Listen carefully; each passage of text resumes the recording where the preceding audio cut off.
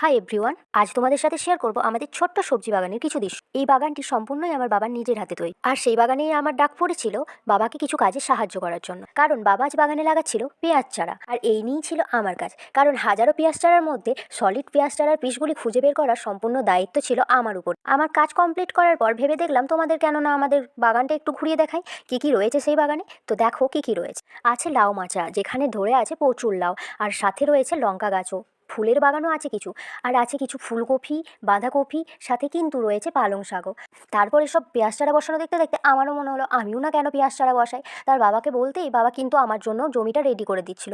এই যে এভাবেই দেখছো, এভাবেই কিন্তু পেঁয়াজ চারা বসানোর নালাগুলো তৈরি করছিল। তারপর আমিও হাতে তুলে নিলাম এক গোছ পেঁয়াজ চারা, আর তারপর শুরু করে দিলাম সেই পেঁয়াজ চারাগুলি বসাতে। আমাদের কিন্তু আরও একটি বড় সবজি বাগান রয়েছে, সেটা বাড়ি থেকে একটু দূরে, তাই আমার যাওয়া হয় না সবসময়, কিন্তু তোমাদের অবশ্যই যেখানে একদিন ঘোরাতে নিয়ে যাবো। আর আজকের ভিডিওটা কেমন লাগলো সেটা কিন্তু জানাতে ভুলো না।